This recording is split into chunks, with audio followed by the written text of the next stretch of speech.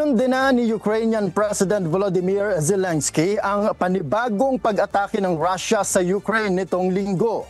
Tumagal ng nasa 12 oras ang naging pag-atake ng Russia gamit ang mga drone at missiles.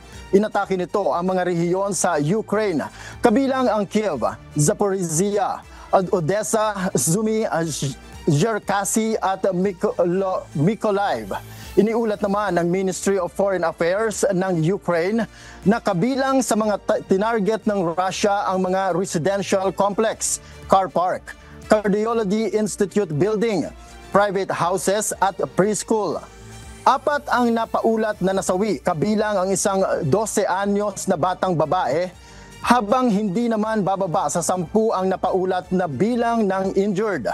Binigyang diin ng Ukraine na nais lamang ng Russia na dagdagan pa ang death toll sa kanilang pag-atake, imbes na isulong ang kapayapaan.